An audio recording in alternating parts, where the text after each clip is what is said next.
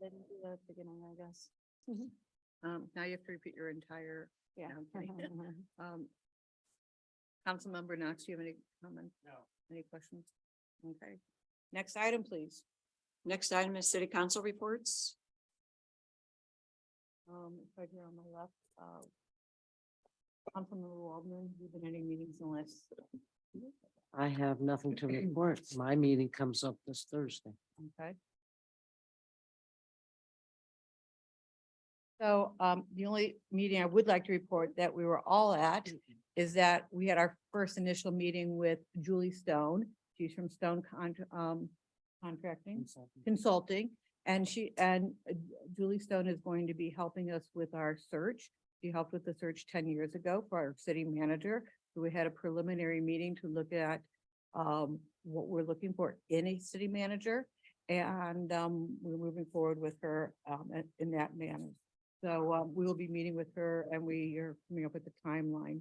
And we've learned that searches for city managers can take anywhere from 3 to 5 months. And so we're going to work diligently to get everybody a wonderful city manager with whom to work.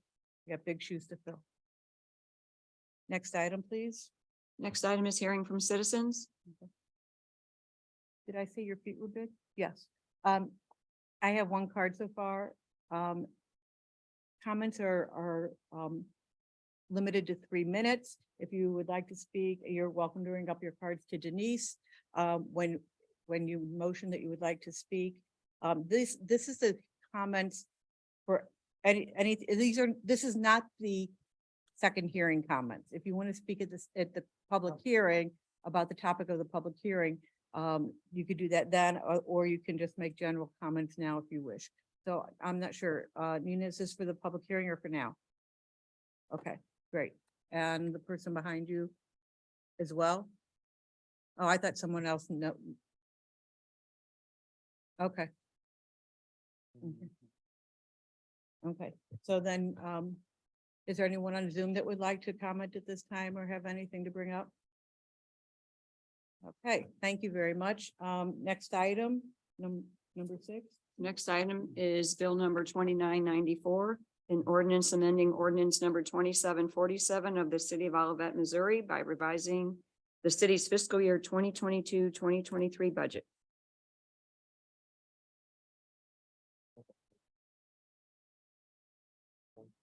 Yeah, that's wrong. It does what it says, and that's my fault. So we have our second reading for our budget amendment, and I will ask that make sure that we amend this.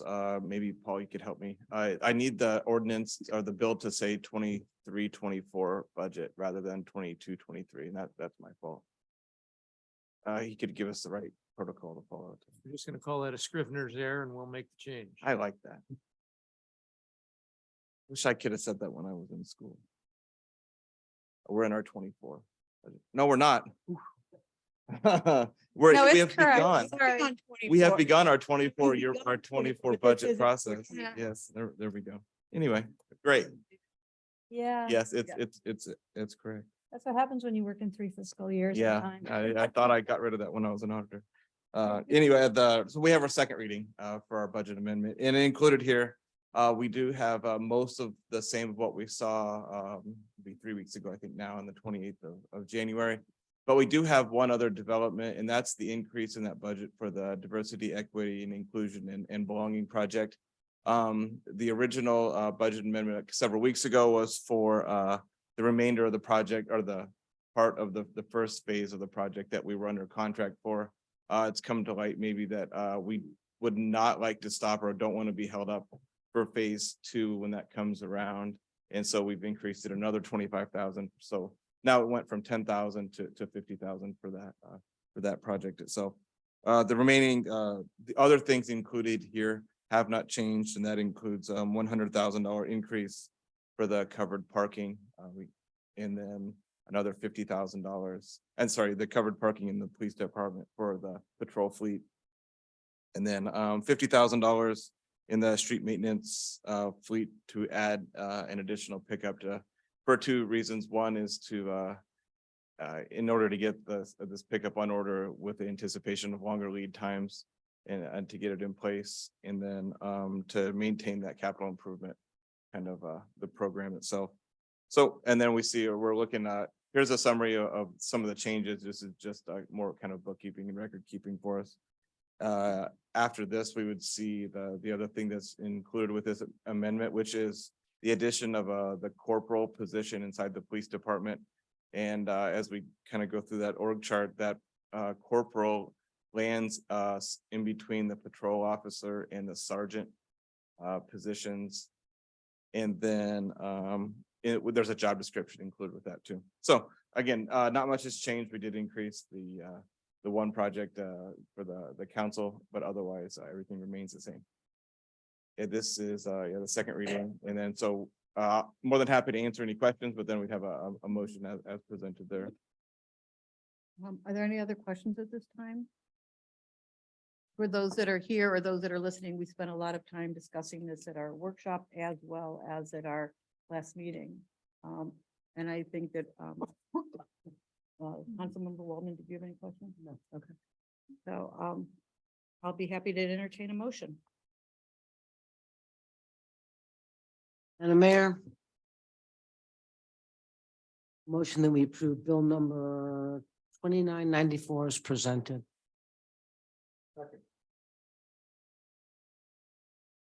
The vote, please. Councilmember Knox, Yes. Councilmember Waldman. Yes. Chairman Carl, Yes. Mayor. Yes. Motion passed by action of the Olivet City Council. Bill number 2994 becomes ordinance number 2765. Thank you. Yep. Next item, please. Next item is bill number 2995, an ordinance amending the Olivet Municipal Code by enacting a new chapter 450 regulating marijuana facilities, second reading and public hearing.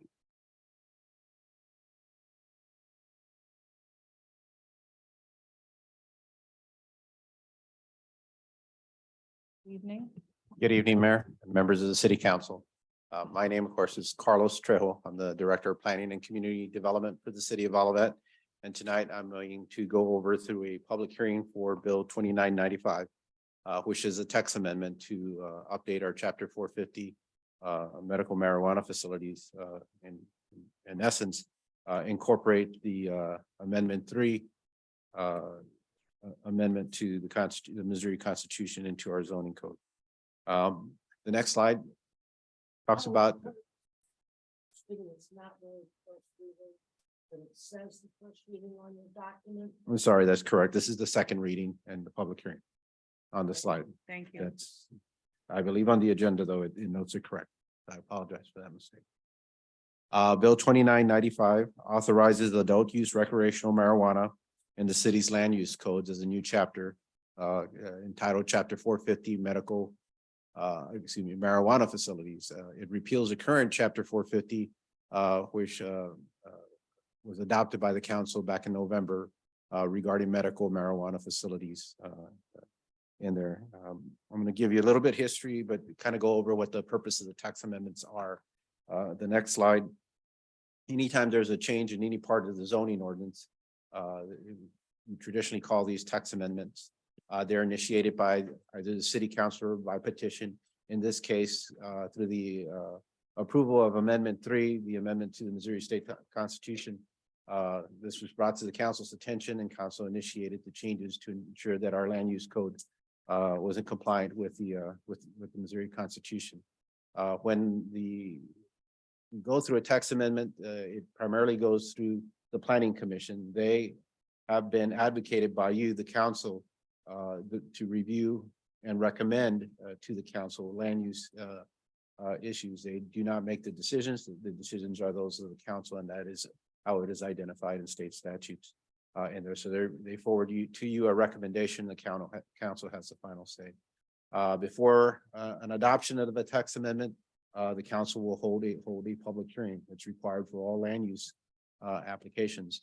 Our land use code is unique because within our land use code, we have our zoning regulations, traditionally the zoning code, but we also have a lot of other ordinances or chapters that deal with land use issues that we follow through the traditional zoning ordinance process for public hearings and some of those include our subdivision code, our signage code, our stormwater management code, and then this case, our codes regarding marijuana facilities. When we evaluate text amendments, we always look at does it support or strengthen the vision of the 2006 comprehensive plan? That is a guiding document that the Plan Commission uses to make its assessments and reviews, and along with staff to analyze and review changes to the land use code. And there are unique situations such as this when you have a state statute or a state amendment that's coming down from a higher authority level to get incorporated into your local regulation. So the next slide here gives us a pretty good sense because we've been going through this since really 2000. State. The first vote to the general public was on November 8th, 2018, when I believe Amendment 2 passed, and it was entitled Missouri Right to Access Medical Marijuana in there. That came into effect that night, and then the process and procedures were put in place. And by the time it hit to the local or jurisdictions, the city evaluated its zoning code, made its assessments and recommendations to the council regarding how these medical marijuana facilities would fit in, both within the zoning code and uphold our comprehensive plan. And we adopted ordinance 2660 on April 23rd, 2019. And in that point, it was the decision of the council that dispensaries, cultivation facilities, manufacturing facilities, infusion facilities were all permitted by right within our code, and furthered the purpose and intent of our zoning regulations. Then in June 28, 2022, when we received a petition for a cultivation facility, the council adopted ordinance 2750, which made a requirement that cultivation, manufacturing, and infusion facilities would require a special use permit. So the process of it allowing them by right was changed to require a special permit use. In the special permit use, the city retains the authority to place additional restrictions, mitigate impacts at the use if it doesn't fit in its appropriate network, and also the ability to deny or revoke a special permit in its use. Anytime you have a land use within a zoning code, there's the three phases. There's those that are permitted by right, just like everybody has the authority to build a home in a residential district. You may not be able to build the home that you would like, but you would have to follow the zoning codes and the regulations and the design criteria. Then there are what we call the special permit uses, and those that are unique uses that are somewhat compatible, but do require additional review, regulations, and mitigation to ensure that they fit within the character of the neighborhood in there. And then those that are prohibited. At that time, again, under ordinance 2750, the decision of the council was to require special permits for the cultivation, manufacturing, and infusion facilities, but not dispensaries. Then November 8th, 2022 happened, and two big things happened that night. One, Amendment 3 passed, another constitutional amendment that amended the Missouri Constitution to allow adult use recreational marijuana. And that night, the council adopted ordinance 2760. And what ordinance 2760 created the first new chapter within our land use regulations entitled Chapter 450, Medical Marijuana Facilities. And in that ordinance, the council's decision was that special permit uses would be required not only for cultivation, manufacturing, and infusion facilities, but also dispensaries, and incorporated an additional buffer requirement for cultivation, manufacturing, and infusion facilities from residential property. Since then, with the changes coming down with the amended constitution, the council on January 10th of this year adopted ordinance 2761, which provides an opportunity to vote on that sales tax levy. The Planning and Community Design Commission reviewed the changes brought down through the amendment that would be incorporated into chapter 450. That's the authorization or the permitted use of adult use recreational marijuana. There was a lot of changes to the first section regarding medical marijuana, some new definitions that were incorporated, and then, of course, the authorization to allow the adult use in there. Those came before the commission, and they're embodied into this bill that is before your council tonight. On January 24th of this year, the council adopted ordinance 2762, which regulated smoking in public spaces to ensure that it incorporated or took into account the provisions for marijuana facilities in general or uses in there. And then where we are today, looking at Bill 2995, which again amends the existing chapter 450 medical marijuana facilities and entitles it to marijuana facilities and becomes all encompassing of both medical and adult use recreation. And then, of course, in April, will be the ballot for the sales tax levy. So again, Bill 2995 authorizes adult use recreational marijuana in the city's land use codes. That's its primary purpose. It repeals the current chapter 450 medical marijuana facilities and replaces it in lieu with a new chapter 450 marijuana facilities. And it maintains the distance requirements and the residential buffer that was required under the original chapter 450. It does not alter the 750-foot buffer that's applied to cultivation facilities, infusion facilities, and manufacturing facilities. Some of the changes in a quick summary regarding to the additions to address the adult use recreational is that it adopts many of the definitions that were refined under the Amendment 3. It adopts the Amendment 3 clarification on imposing a universal method of measurement.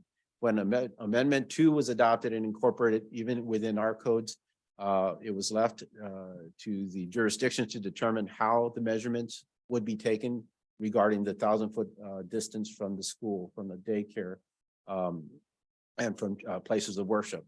Under Amendment 3, they defined universally as applied within the state of Missouri, how that measurement would be taken. And then this also allowed us an opportunity to kind of reorganize the regulations pertaining to all facilities in there. So some of the sections kind of shifted around to make it more reader friendly in that process. What Bill 2995 does not do, it does not lessen any of the state maximums outlined under Amendments 2 and Amendment 3.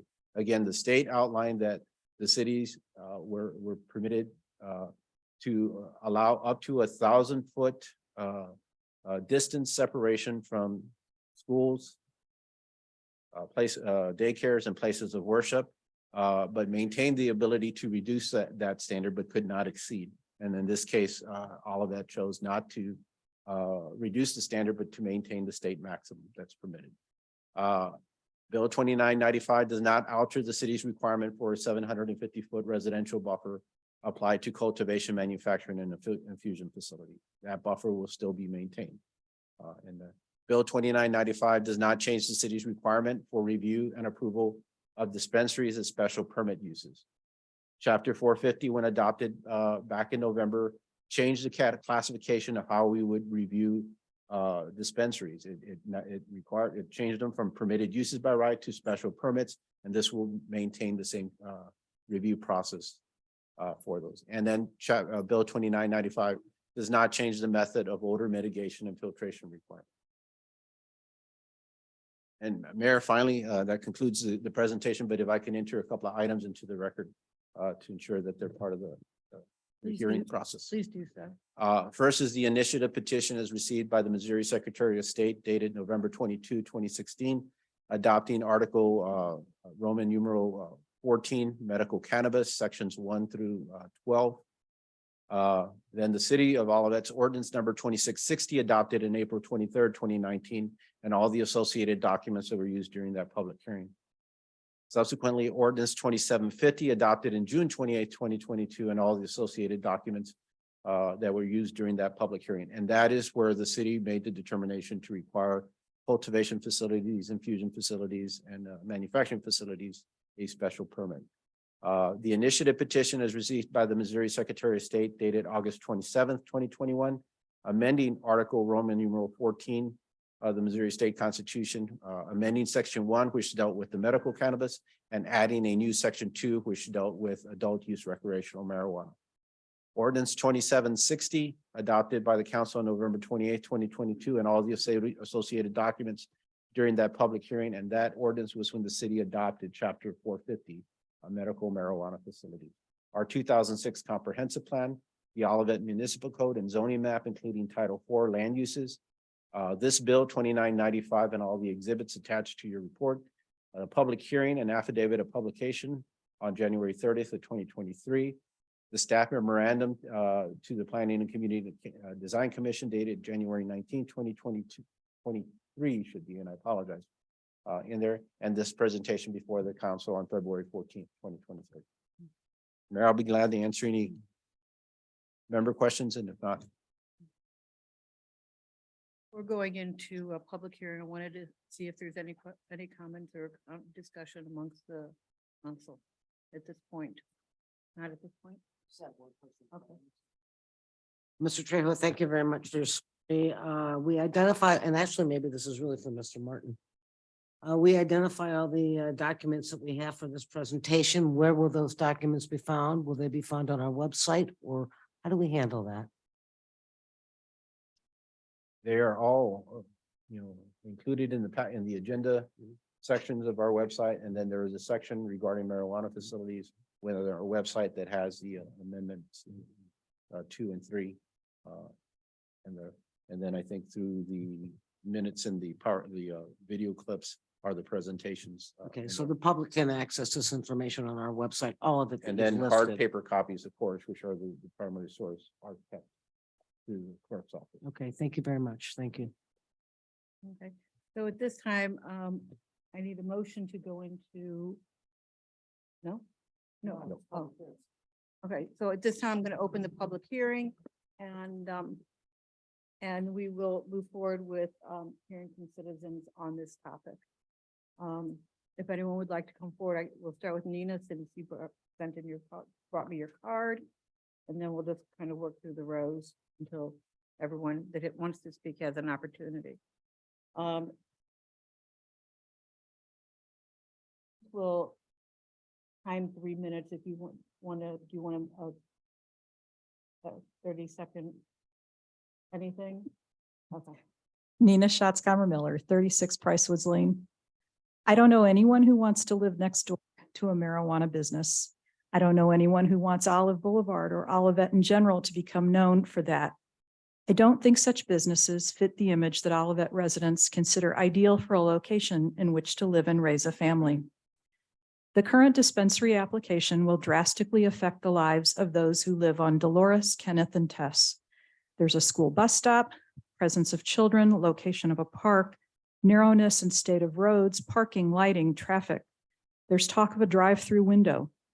It's a terrible place for that kind of business. University City has allowed several dispensaries, but none so close to residences. This is in their ordinance. Residential zoning buffer requirement.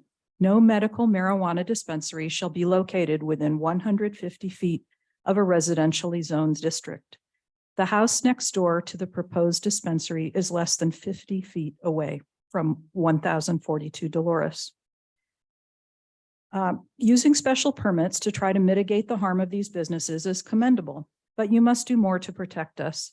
A National Institute of Health study showed that the mere presence of dispensaries leads to an increase in marijuana abuse hospitalizations. The greatest increase in users since legalization is young men, and higher levels of abuse are seen in adolescents where dispensaries are present. There are real reasons to move slowly.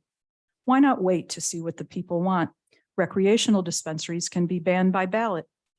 I'd like to see applications for dispensaries delayed until the people can vote. If that's not possible, then the ordinance should be further refined to include protections for residents from dispensaries. When helping you draft the language for this ordinance, we were focused on grow facilities, not dispensaries. More review is needed so that these businesses don't destroy the peaceful home lives of residents. Although we are not obligated to show them where to locate, You've all driven through Olivet enough to know that there are other spots along Olive or over in the light industrial district where there are already adequate fences to protect residents and no houses, parks, or bus stops right next to potential business sites. Let's not act as if it is inevitable that Olivet be riddled with drug businesses. You're launching a new comprehensive plan, and you've invited residents to help guide the city's future. Ask any resident that has volunteered to provide input into the new plan. That future does not include an Olive Boulevard with marijuana businesses right next to houses. If you lived on Dolores, Kenneth, or Tess, would you want this business on your street? If you live near Olive, how close do you want to live to a marijuana business?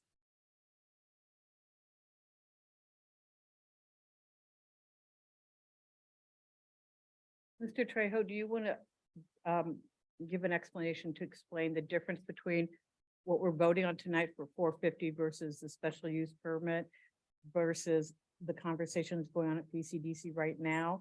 Because we're not voting on the dispensary tonight, we're voting on 450. Yeah, I think the intent well, chapter 450, the purpose and intent is to set the parameters on how we would review individual locations throughout the community, whether they're cultivation facilities or dispensaries, and under what standards are put in place. And again, I go through that checklist of process of how we've kind of evolved to this point that all those type of facilities require special permit use. The discussion of whether specific properties were appropriate, specific locations were appropriate, were considered and discussed during the commission meetings, through council meetings, through public comments in the process. But ultimately, the recommendations that we're here are those that are presented today. And it's taking a look and maintaining the special permit use process to consider those. Yes, we do have an application pending in there, and the council's actions tonight under this bill will affect or impact how that review will be conducted. So. Thank you. Is there anyone else that would like to make a comment? Raphael?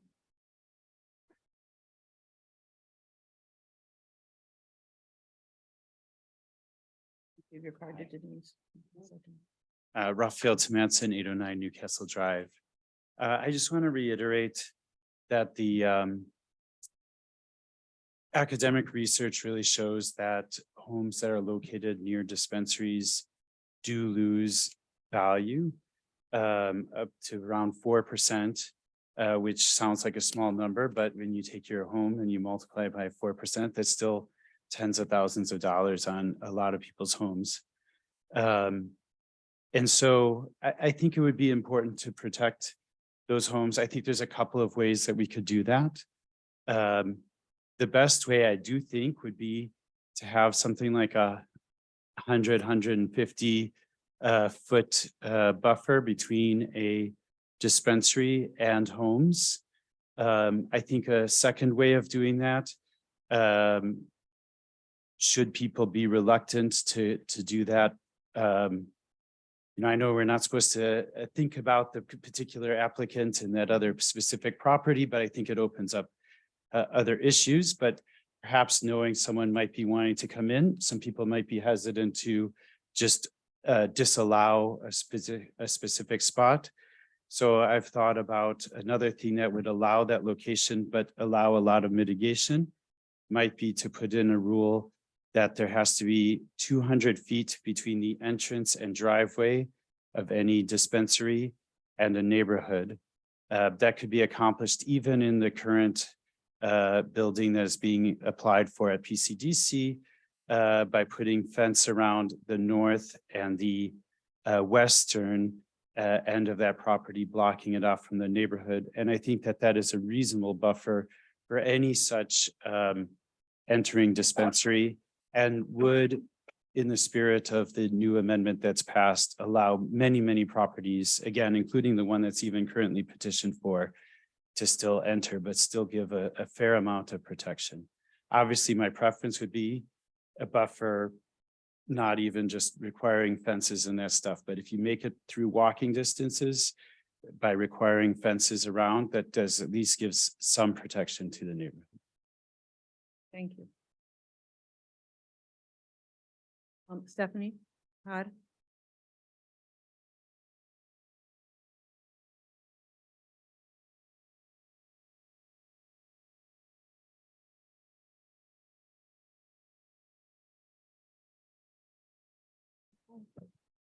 Stephanie Todd, 7 Heather Hill Lane.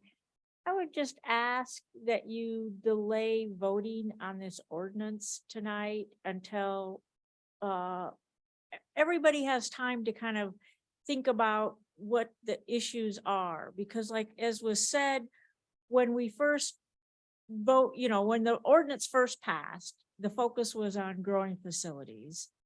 And now the now this ordinance essentially adds recreational to it. It doesn't really change much in it.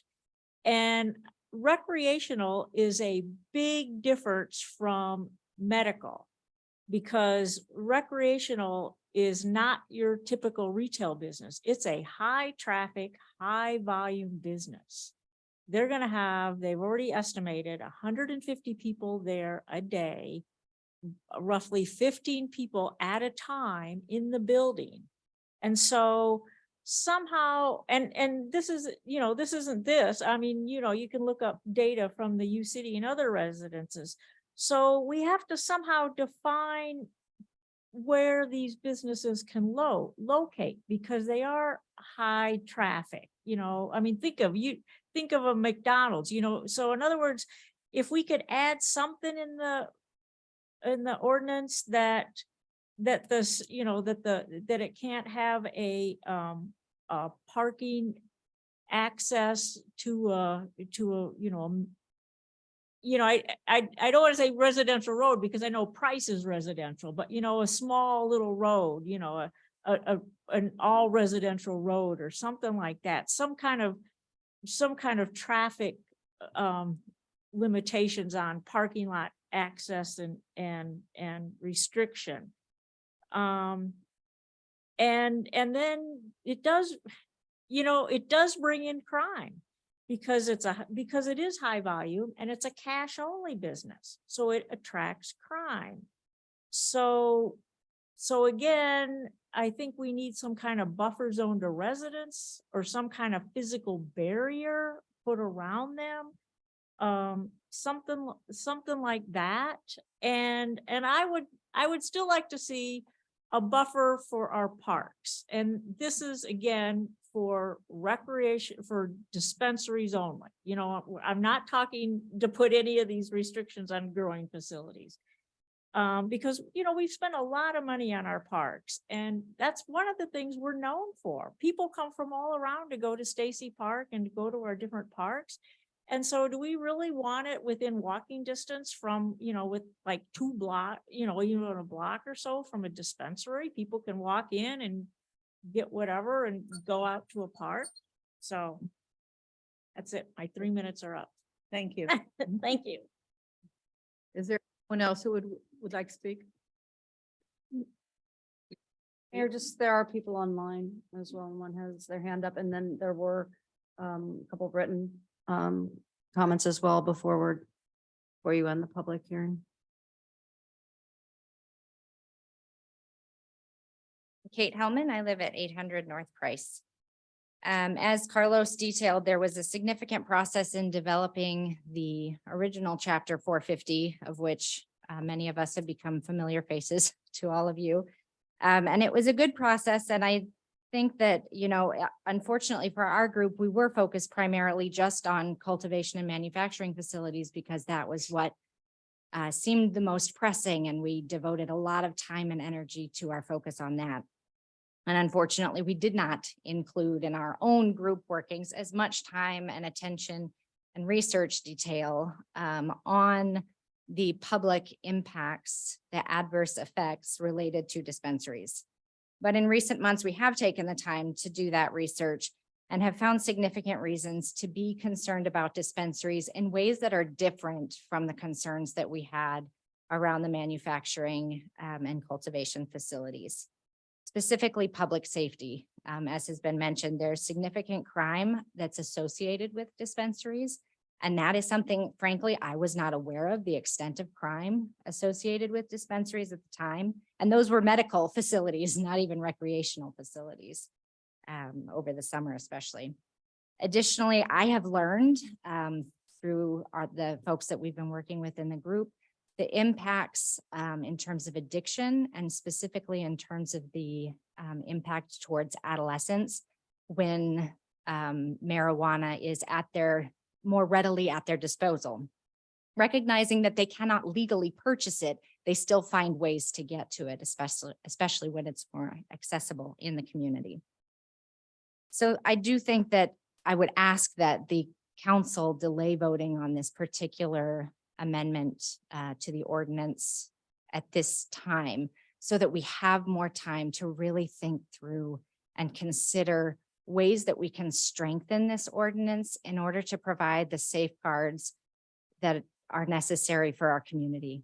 And I recognize that we are limited and we are hamstrung in a bit by the Amendment 3, and that there are only certain things that we can do. But I think that right now, before this new chapter is approved, potentially, now is the time to really take the time to think through if there is something in addition that can be added to protect our neighborhoods, to protect our community, to protect our kids. Because I think that this ordinance really is our best proactive tool, and we want to get it right while we still have the chance, because it's much harder to go back. If we find that there's something that needs to be done, it's much harder to go back and change it once it's been approved at this level. So I would ask for a delay of the vote tonight until we can think through this more deeply. Thank you. There was another person, I don't know your name, I'm sorry. Juana, if you'll give your card to Denise.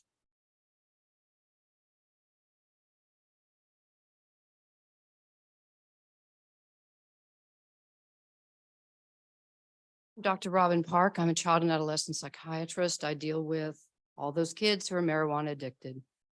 And I think Rekha Ramanuja addressed earlier that we are bailing the Titanic out with our hands. Okay. I'd like to pose a question to you, and it has been, some people have called it the best question ever. Is this a wise choice? People make decisions. One decision can change the course of a life and the course of a community. Please make a wise decision. Take your time. We want people protected. We want our children protected. They are our future. Is this a wise choice at this time?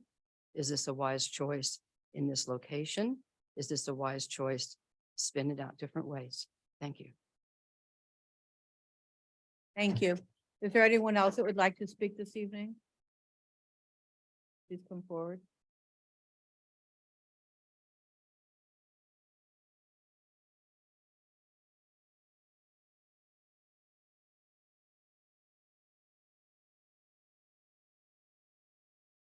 Hello, Jeff Schneider. I live at 9324 Kenneth Place. Kind of echoing some of the other comments that were made, but basically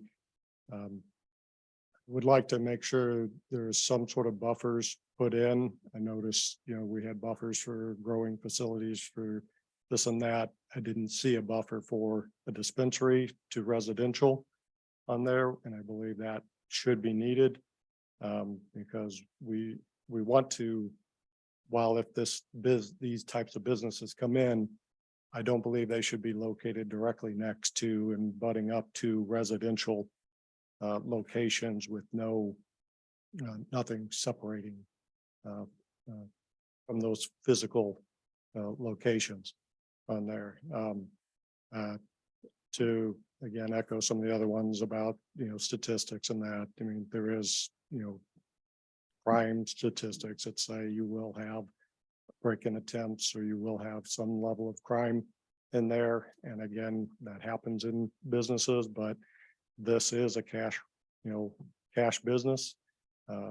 It's highly likely that, someone will make attempts, and especially if it's sitting right next door to somebody's house on there, you're going to ultimately drive down property values. Anytime you have a break-in of a site like this, it a lot of times makes it on the news. Olivet's now got a dispensary, break in and all of that. And, again, I would rather not have that sitting next door to somebody's house on there. Because I know if I'm driving down the road and I was looking for a new house, I would take a second guess at, I want to go into a neighborhood that is literally sitting on the same corner as a dispensary. If there's proper places along Olive or, any of that where it's zoned and you don't have people's houses, right there. Okay, so be it, but when you're, I believe we need some sort of a buffer in there so you don't have that sitting on top of somebody's neighborhood, their houses and, that sort of thing. Thank you. Thank you. Are there any other comments? Then we'll close the public's. Oh, I'm Sorry, sorry. there's someone, Jason Murray, I'm gonna bring you over and, just the council knows, Mr. Murray did have, you have a He written did send a comment from him as communication. well. Oh, where'd he go? Where'd he go? Oh, there he is. Oh, there he is. I'm gonna promote you to panelist, Mr. Murray, so if you could just turn on your camera. Mr. Oh. You lost him. No, he's coming over. Okay. There he is. So, Mr. Murray, we do want you to know that we received your letter today, and it was at each of our places this evening. And I don't know that all of us have had an opportunity to read it in its entirety. Okay. Okay. So, then please state your name and address, and Denise will set the clock for three minutes. Thank you. Sure. Jason Murray, 9328 Kenneth Place. Thanks for taking a look at what I sent over. Like I said, I'll keep it brief since you already have all that information, but just wanted to walk through it at a high level, kind of what I shared with you all. And, for what it's worth, I'm an attorney. I worked for several years for St. Louis County government in the county counselor's office, where I helped draft, review, revise, and prosecute county ordinances. So I have some suggestions. As Carlos noted, Amendment 3 does have some pretty prescriptive requirements and does provide certain rights to dispensary owners, but it also explicitly states that local governments can enact ordinances or regulations around time, place, and manner. And these kinds of restrictions are generally upheld as long as they're specific and tailored to a specific compelling or a significant public interest.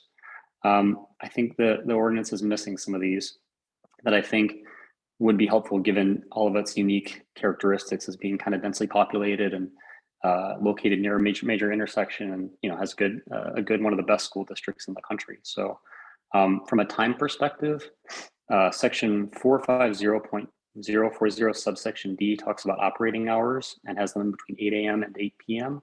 I would propose that you limit those hours to 10 a.m. to 6 p.m.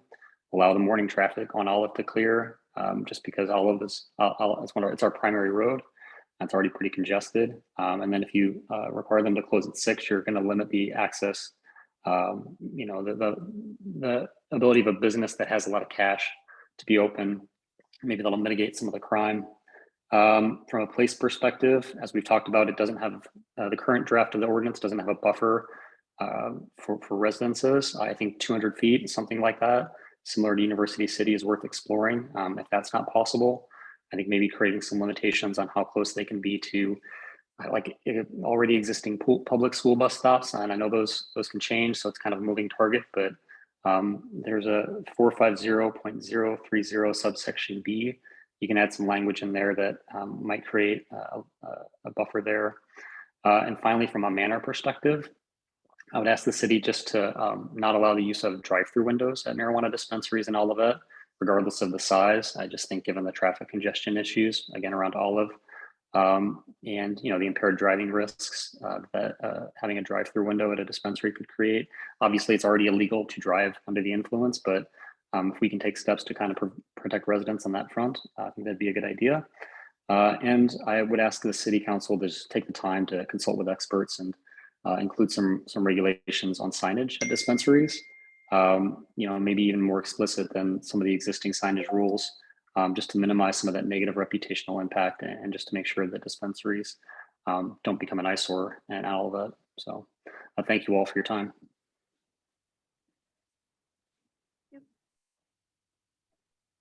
One moment. Oh, I'm sorry, my mic wasn't. I said thank you for joining us and thank you for your written communication. Now, Ishan Dezay, also had a written comment. He sees online. I'm happy to read this, or if you'd like to read it, state it yourself. You can just raise your hand.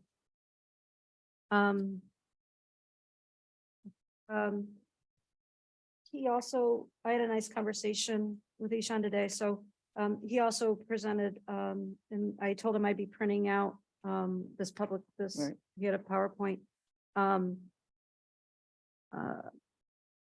My name is Isham Desai, and I live at 9318 Kenneth. I'm asking the city council to take more time with ordinance 2995 to create legislation that is mutually beneficial to the city, the residents, and the businesses. I have looked at satellite images of over 20 local dispensaries across the suburbs that all have significantly better locations than the proposed 9270 Olive Boulevard location. I know tonight is not about any specific dispensary. However, from looking at dispensaries across the region, we can make comparisons and shape criteria that would be better suited for all of that. There is a phenomenal amount of evidence that shows dispensaries lower residential property values and increase rates of nuisance crimes.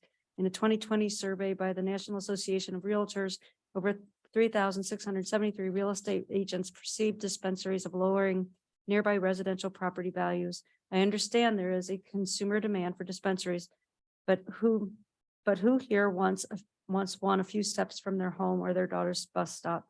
Any dispensary deciding to partner with Olivet should weave themselves into the fabric of the community without grossly burdening local residents. As of right now, the Vantage Credit Union building and the Price Crossing Mall and the Strip Mall at 9514 Olive are available for commercial lease. US Bank is vacant and Party City declared bankruptcy last month. We have options to make the best decisions for our community.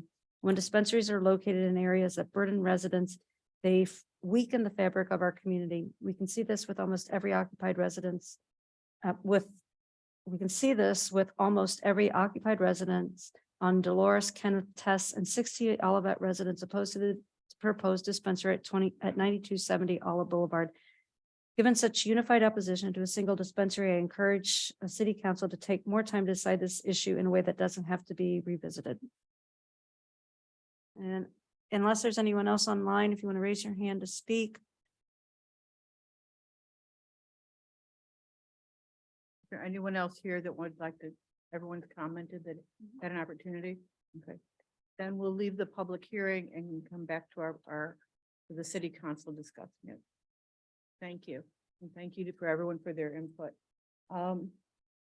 We'll start on my right here. Councilmember Knox, did you have some comments you wanted to share with us? Yes, I understand and I agree with some of the comments that were made. Mr. Trejo, does the ordinance allow for them to have a drive-through window?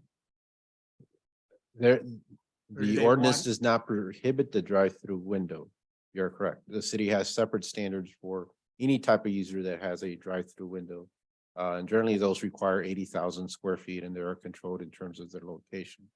This site, again, we're mixing 9270 with an ordinance that's supposed to be applied universally. The city has standards for facilities with drive-throughs and they require 80,000 square feet. Okay. The next question I have is, I know that there's a bus stop on Dolores, but also I know that there's several establishments in Olivet that sell alcohol that have bus stops that are close to them also. So I also think that I'd like to see some buffers. I don't know if there would be a fence or a distance, but I'd like to at least look at some of those before we move forward on this ordinance. Did you want to make it an amendment tonight, or you wanted to get more information? I'd like to get more information. Thank you. Okay, go ahead. Councilmember Waldman?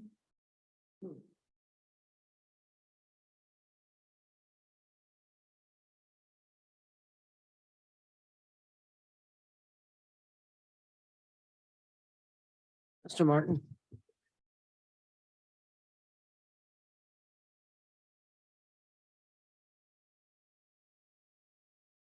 If there is excessive crime at this location, should this get passed and this dispensary be approved, if there is excessive crime, does that give us reason and cause to be able to say, we're pulling the permit? You can't be in our community anymore. You're a risk to public safety. I think that's probably true, yes.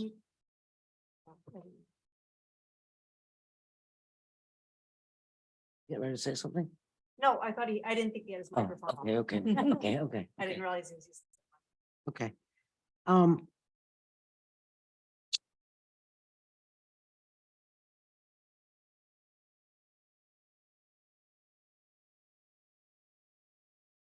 Would 2 crimes in a facility be considered excessive or I'm really asking a question that really can't be answered. Yeah. Thank you. Okay. I hear we hear you. I shouldn't put the word I. There's no I in the word team. This community is a team and we hear you.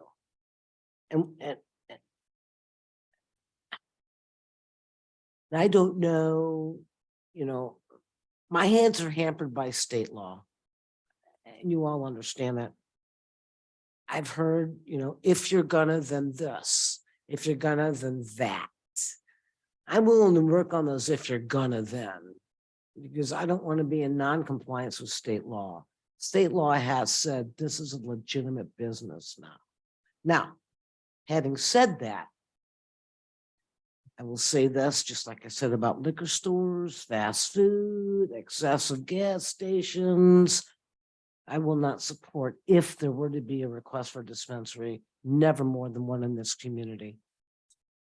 So I don't know how that would even be addressed. So there's an issue of addressing, can we put limitations on the lengths between one dispensary and another?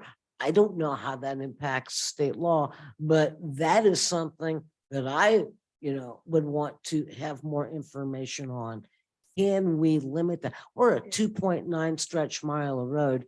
And yes, because our forefathers put our residential right up to Olive, this is why our last comprehensive plan said no density. You're not going back because we're too far close. We can't stop the commercial being close to residential. This is how our forefathers built our community.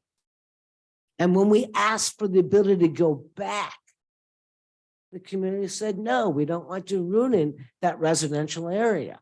So to me, my concern is complying with state law, but at the same time saying, can we restrict that there be only one? If there is to be one in our community, only one dispensary. That's what I want to know more of as well.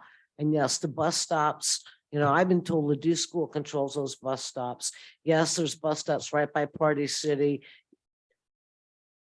If you put fences around every business on one business on all because it's on a corner of a street, what every business has to have a fence around it. I mean, we really have to think, if but this, then that. So every business we don't like, we're going to say, hey, you buffer up to a residential area, so put a fence around you. I'm having a hard time grabbing that. Now, saying you put the door and you designed a dispensary on the opposite side of where there's a residential street, I think that's very fair for us to ask them in their design.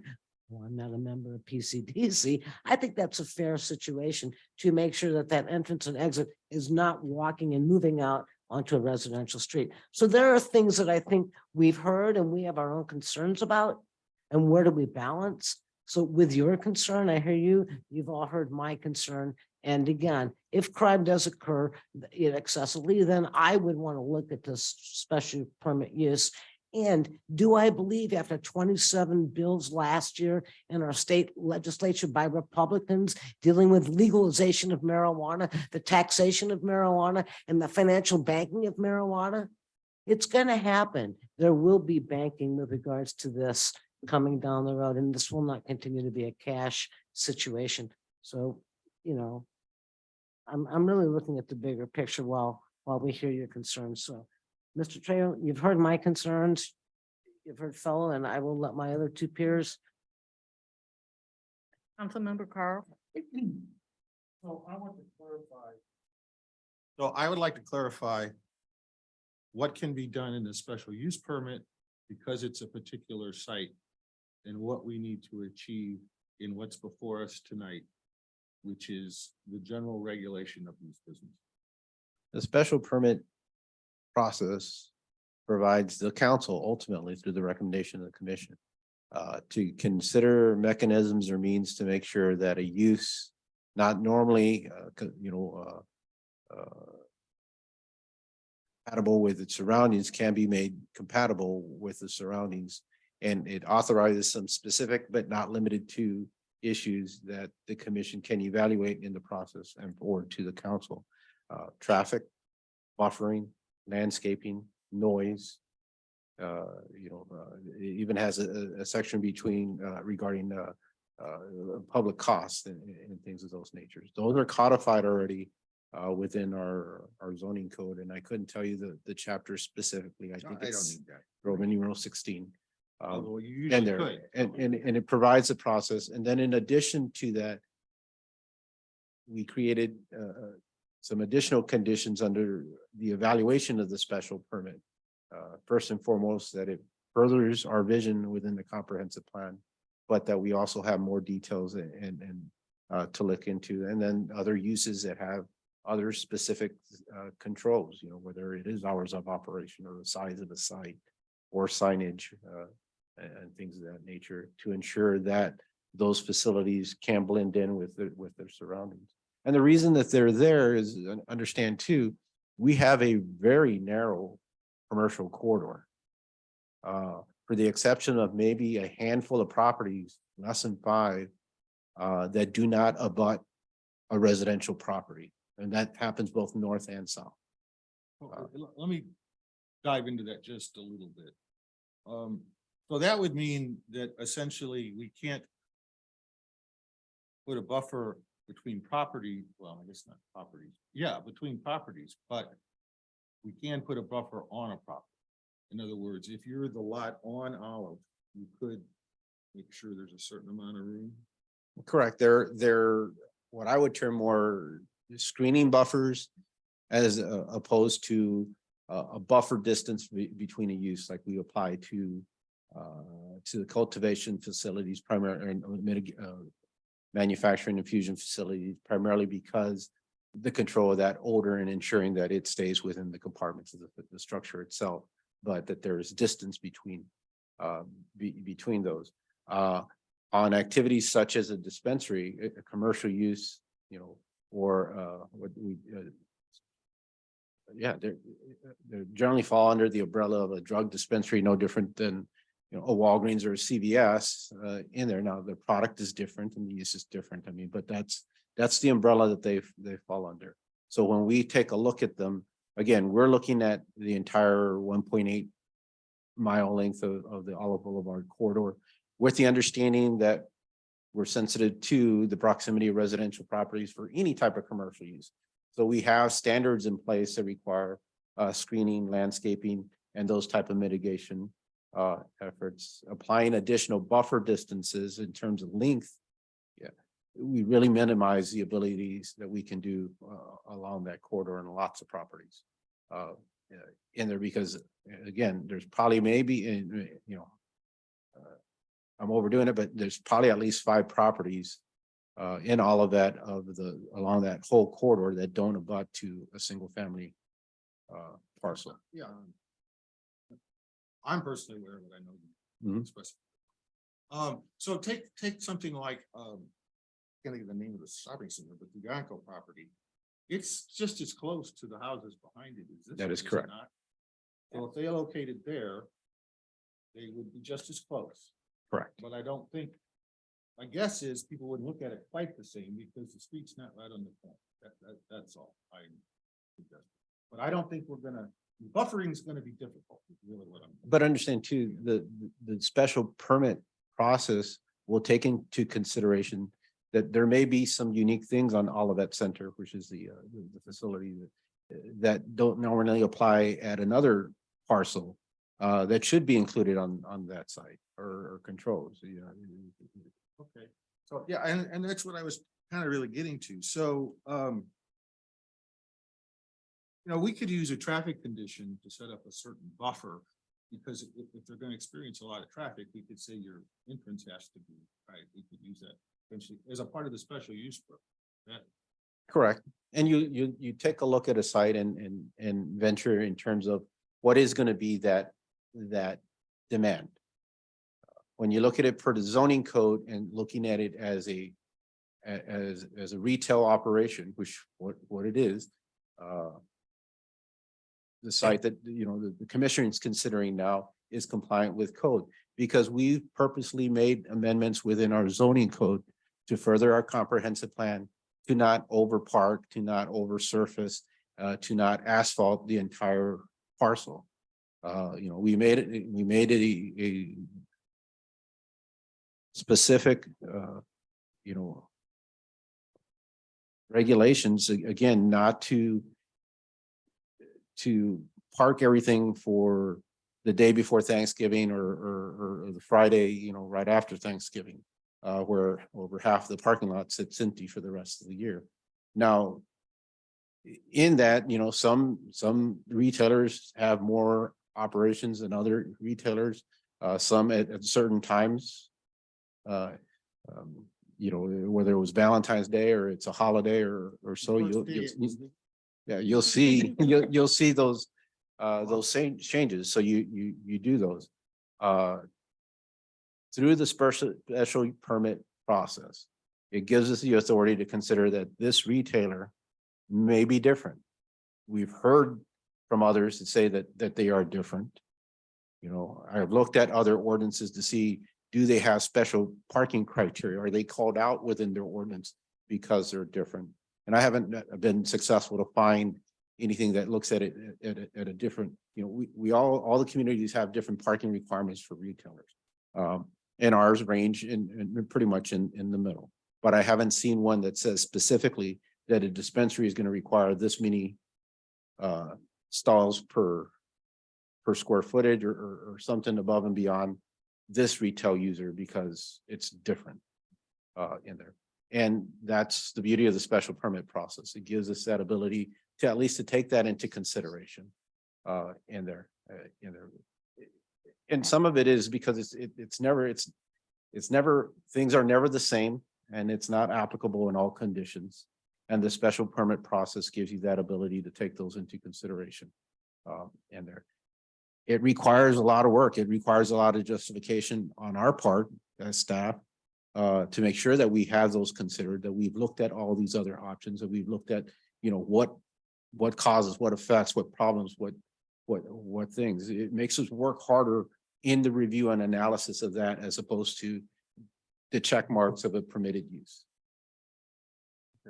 Would that, something like that includes hours of operation? Could we regulate based on? That is something that again, the process is that if we can tie it to a specific component of the ordinance or our vision in the comprehensive plan, that it's tied to a specific security concern.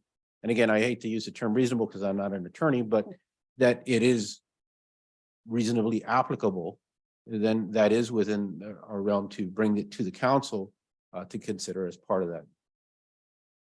Okay, so is it, yes or no, is it kind of fair to say that some of these issues could really go in either this ordinance or the special permit, depending on whether we want to set it citywide or look at particular property? Yes, but again, not every location is going to, you know, Well, I know, I'm just saying, this Need is the all the dilemma, criteria. right? Isn't Correct. it sort of the dilemma? Yeah. Let's go that way. This is sort of the dilemma is where do exactly do you regulate? this? So I'm gonna click, because it's been, I've had a for a while, but I simply want to say I agree with everyone else. I'd like to look at it a little more. And in the context, realizing that when I read some things, I was thinking, well, we'll handle that in the special use permit on a per property basis.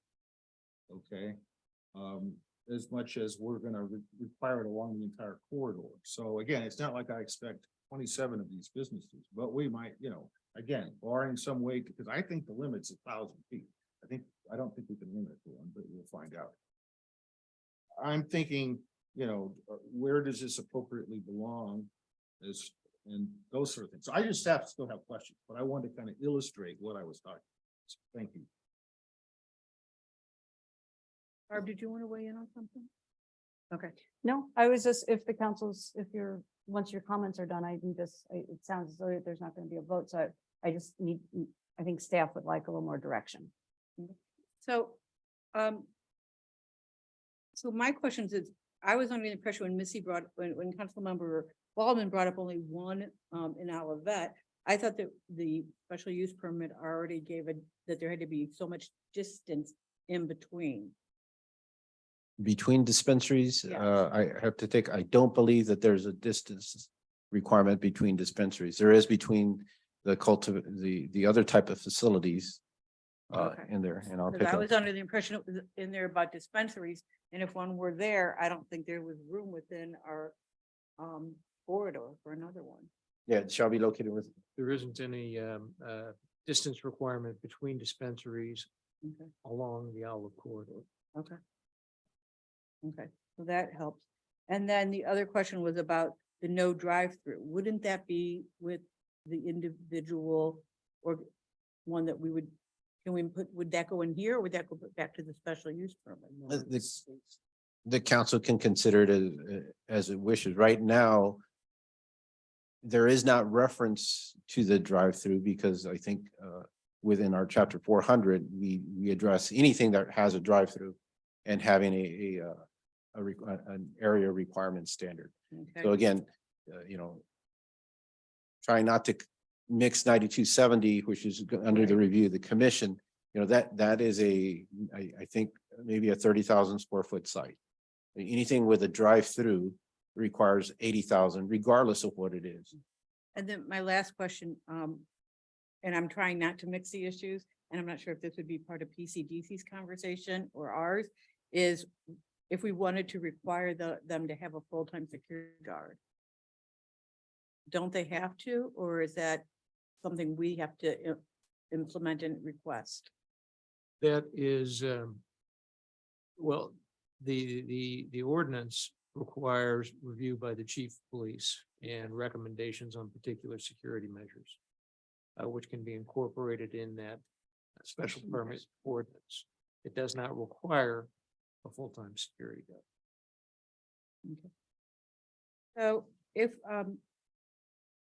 so for the city manager, if you're to take this back to your staff, what kind of guidance would you be looking for? Well, what do you folks need more information on? Are you looking for the wording of an What I amendment? heard Councilmember Knox talk about the buffer, and my question would be buffer of what? So are you talking about a residential buffer? Or are you talking about, okay, and Councilmember Carl, I'm not quite sure what you want to have more discussion on, or do you not want us to bring anything back and you just want to have a discussion? If there's specific questions or if there's something that you need to know, then we can bring it back. If you just want to have more of a conversation about what's in front of you, that's okay. It's just, I don't want to have it on the next agenda. And then there be a kind of a discussion and then you realize that you need something from us. As I said, as I looked at it, I was deciding, well, maybe some of these things we'll handle these in the special use permit. I'd like to have that discussion. It's a discussion. It's not in my mind, it's not I need this specific piece of information. I just, same is true with you know, how would we buffer, right? I Mhm. mean, we can put buffers in the special use permit. Maybe it's appropriate to allow different buffers at different spots. That's all I'm saying. I have a Okay. question of what goes where, Mhm. but I do want to be sure we get the whole thing, right? I should, that we handles everyone's concerns. So that's my real question. But what's concerning to me is that you keep things special use permit and we're specifically on the 450. Then we So wouldn't there's put a, it, there's a very fine line on but the here's the two. point. We either specify the hours of operation in 450 for everyone, or maybe max hours. Mhm. And then in a special use permit, we say for whatever reason, because you're here at this spot, your hours are different. That's a special use permit. So I'm not saying, I'm just saying, where is it most appropriate to address the topic? Or put limitations on in the ordinance versus, Does that help you, Mr. Trejo? or- I'm not asking Carlos to say anything. I just want to have some discussion. Okay. Okay. So If, I think that now's the time to discuss then, isn't it? Well, can I suggest something? Yes, It please. was raised, the distance between dispensaries or facilities in the Olive Corridor. That is something that we can look at from a legal perspective. I haven't really looked at it yet. That's not exactly true. I've paid some attention to it, but I'm not prepared to give you an opinion on that right now. Okay. And if the answer to that is yes, that is legal or is arguably legal, we could take a look at distance limitations. I mean, I have no idea what that might be, and that would have to be something that Mr. Trejo would get involved in. Same is true for residential buffers. I have not heard of anyone doing a residential buffer other than University City. I have doubts that it's legal, but I'll take another look at it. Okay. And because of the nature of residential along the Olive Corridor, I do not know what buffer distance might be possible. It sounds like there isn't any Mhm. possibility. But we'll take a look at that and give you some more information on So- that. And finally, the possibility of limiting dispensaries to only one. There is some precedent when it comes to, in Missouri law, when it comes to limitation of liquor sales in cities. And Is that good or bad? well, it's roughly analogous. I'm not sure if it's legal when applied to marijuana. And again, it's because of the breadth of Amendment 3 and the marching directions that the amendment gives us. But we can take a look at that and report back on that. Mr. Martin, I would like you to add one more thing onto that. Can we put, is it legal to put in there that we want no drive-through on dispensaries? Not specifically, because there might be a restaurant that's in one, when the drive-throughs were mentioned with the amount of space and land use, that was really, I think people were thinking about drive-throughs for restaurants. So if we're looking at drive-throughs for dispensaries, can we just say null and void? And put that on there? It doesn't matter how much property they're on? Take a look at that too. Thank you. Councilmember Waldman, do you have anything to add to his list? No, I think we've covered some things to the best of what we can look at and address for safety. I agree with, there should be no drive-through, but, we do have some measurables that I believe will protect us and let's see what they bring back. But the buffer issue to me is the one that's gonna have me scratching my head. How do you really deal with that when we've had residential up to our commercial for years? My lifetime. And Mayor, if I may Yes, please. inquire regarding, from a planning jargon, a buffer is usually a distance requirement that can be from parcel to parcel boundaries. And then there's screening. And it's not specifically clear in terms of the council is looking at the distancing between the parcels or the screening of the parcel in there. Because the buffer, the buffer in essence and general vocabulary is the same thing, or are we looking at the distancing between the parcels? Again, That I would have to ask my peers. I'll start at this end. or is it both? Rick, are you looking at both or one?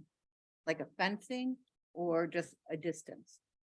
I just kind of want everyone to weigh in, A fencing. a fencing or a separation. I mean, I would entertain buffers as you've defined it, but I just don't think it's gonna be very possible. I'm looking at our zoning map right here. There's very few places, as you say. Excuse me. So, you know, I would also include screening, which I guess to me is you've got to have so much barrier, or you've got to have so much distance between your property line and the building or something like that. So Councilmember. I would look at either one, but I don't think buffering is gonna be. A distance buffer, I don't think is possible. Shrubbery buffer, I think that's possible. Shrubbery, Or a greenage. fence or- I'm not even saying a fence because a fence is a permanent metal or wooden product that we open up a in my opinion, we open up a Pandora's box. We don't like this business, so it's up by a residential street. So put a fence around it. You want to go with natural, you want to go with making the community look the green that we are, then make it high, tall shrubs. You know, if you want it on the residential side where the greenery is there. You know, to me, that's workable. You know, and don't be obnoxious in your design of you know, yellow, orange, bright, or whatever with the dispensary, you know, we have ways of making things be discreet, but to me, buffer for me does not mean distance between residential and commercial because that was gone years ago. It means something that hides this access of visual. Something physical. And visual, hidden visual is green shrubbery to me, And tall Carlos shrubs. defined that as screening. He would define that as screening? Yes. that's Okay, what then, it is. then screening is where I'm at. So I think the consensus is screening, Yeah, a visual Yes, buffer, a a visual- screening buffer. a yeah. visual or physical buffer.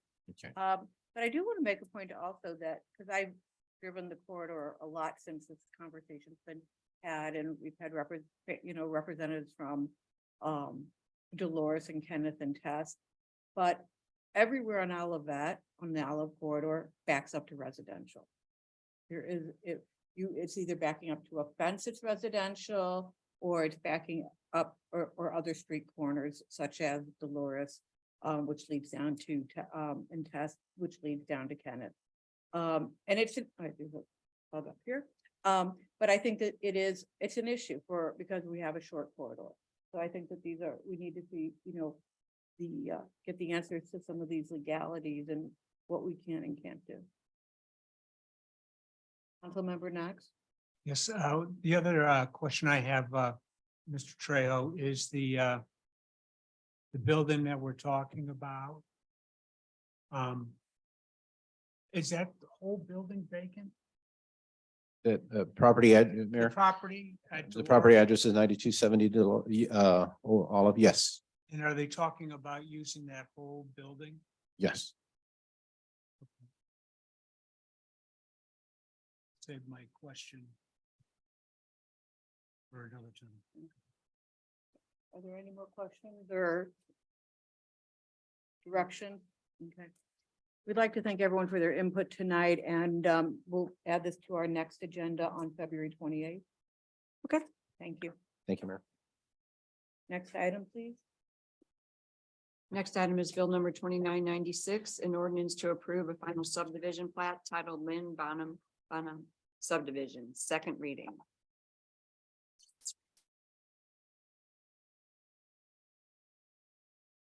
Mayor, Mr. if I may, Trejo. Carlos Trejo, the Planning and Community Development Director for the city of Olivet.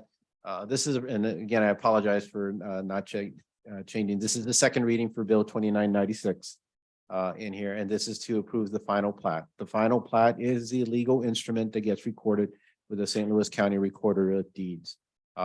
They have followed through the process as outlined in state statutes, as we talked about today.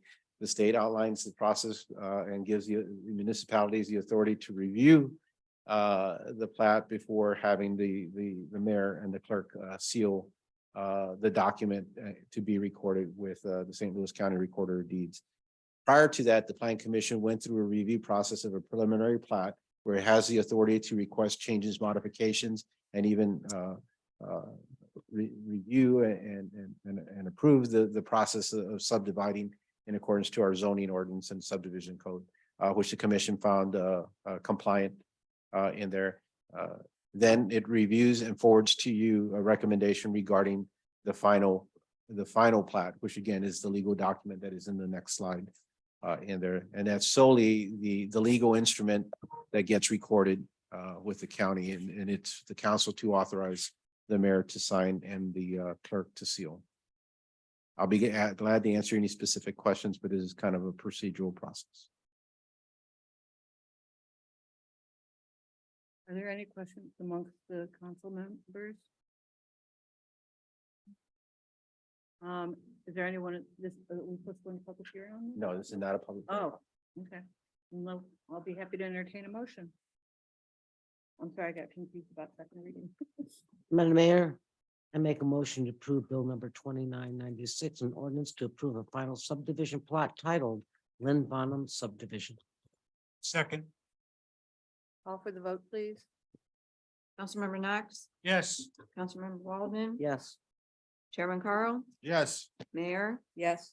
motion passed by action of the Olivet City Council. Bill number 2996 becomes ordinance number 2766. Thank you. Next item, Mayor. please.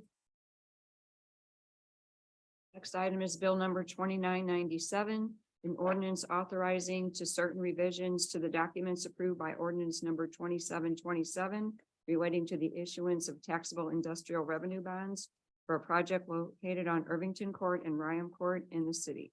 First reading. Basically, this is would be a change of, acknowledging a change of ownership with the Opus project. Would be, moving the ownership from Opus to Balboa. Balboa is a known entity in the St. Louis area. All the other agreements, et cetera, would stay the same. The only other change besides who is the developer on this project is that they would be asking, I think, moving the deadline of substantial completion one more year, since they have already gone a year. They are looking at getting their financing in order. They look for an approval on their financing. Well, they need this to be approved first. Then Balboa will go to their financiers, and they expect to have everything in order. That's around September, October, and then they'll be able to close and start construction still during 2023. So that would move the substantial completion to 2024. Is a first reading only. Excellent. So we'll revisit this for a second reading on February 28th. Thank you. Next item, please. Next item is resolution 2023-234, a resolution establishing a reserve policy for the city of Olivet. Evening, once again, Mayor and Council. My name is Darren Mann, and I'm the Finance Director for the city. And following up the formal kind of piece of amending and adjusting our reserve policy from our work session discussion last Tuesday is in front of us to essentially keep the entirety of the reserve policy that we have in place, except for the one piece, which is the 5-year look ahead as we project out those expenses to adjust the policy that we would have 50% of those expenditures in our fund balance rather than 75%. Kind of reiterate some of these things that we went through last Tuesday, but 5 years ago was a kind of a different landscape for our city finances between rapidly increasing sales taxes, a new building here that we were kind of adjusting to. We had shifted some of our operations to include more expenditures, personnel expenditures inside of the general fund. And in addition to that, with those new sales taxes, there were several new initiatives, including some softwares and other kind of long-term projects that were included in that. And so we asked ourselves, can we afford this today and tomorrow? And we will continue to ask ourselves those questions with just a little bit different parameters. All those things that I've mentioned have been fairly stable and are now kind of old hat from 5 years ago, but we're new back then. And so with that, I will I don't have very much else other to say than that. I'm more than happy to answer any questions. We will be entering our 24 budgeting season with either one of the parameters with a passage at 50% or 75%. So we will be looking at those projections and where we end up with those. So again, recommendation here to approve the resolution as presented, barring any questions. I know we discussed this at length at our workshop. Are there any other questions for Mr. Mann? No. I'll be happy to entertain a motion. Madam Mayor, I make a motion to approve resolution 2023-234 as presented. Second, Call for the vote, please. Councilmember Knox. yes. Councilmember Waldman. Yes. Chairman Carl. Yes. Mayor. Yes, Motion passed. thank you. Thank you. Next item. Item 11 is approval of Wright Construction proposed change order 71.1.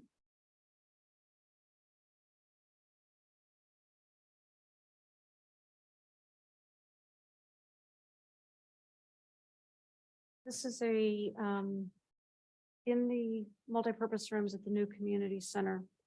The plan has always been to have, the design has been to have two partitions. So if you think about the community rooms here, we have the one partition, we would have two partitions there. When doing the construction bidding, we put the second partition as an alternate. And we made the decision to not accept the bid that came in, that was for 39,000. Since then, now we're in construction and they're putting in the framing for the partition that was in the base bid.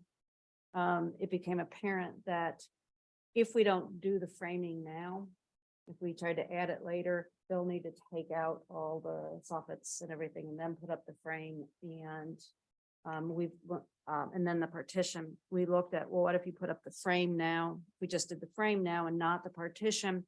The concern then is that there was a big change in the partition industry about a year ago when one of the biggest manufacturers of partitions went out of business. Which is why we had to change the partition in the first place. The concern is that if we put up the framing, it won't fit the partitions that are available in upcoming years. So with that, I'm asking that you approve this change order of $45,667 so that we can get both partitions in now. And the estimate from Navigate Building Solutions, if we waited and did this in an upcoming year, it would be at least 80,000, because you'd be demoing and then building. Is there That's any it. questions? Talk all day about Be happy to partitions. entertain a motion.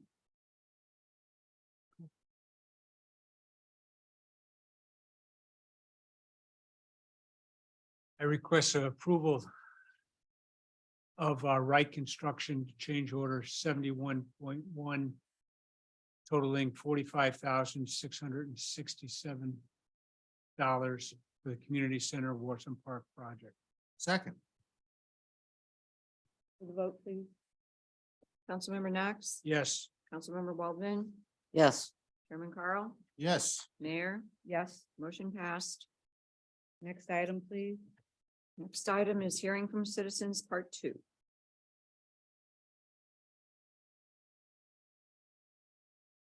anyone here want to speak? Okay, come on up.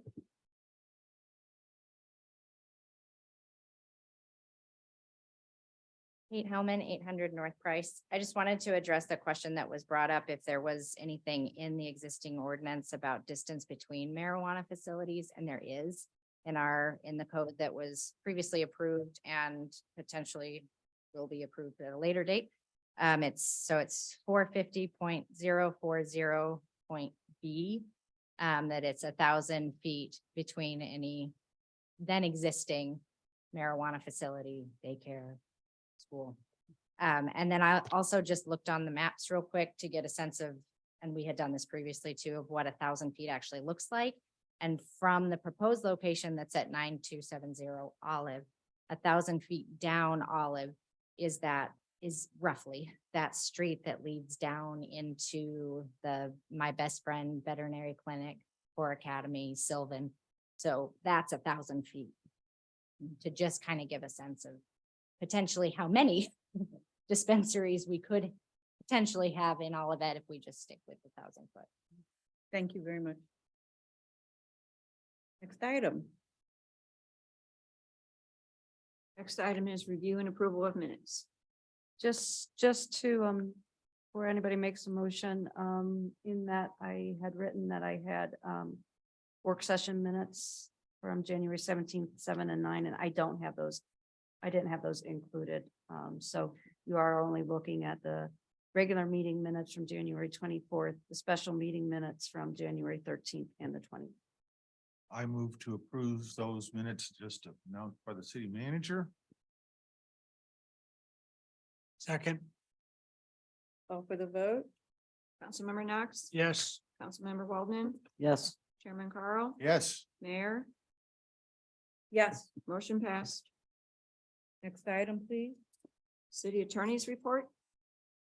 Madam Mayor, I just want to let the council know that the public did make reference to possible buffers between bus stops and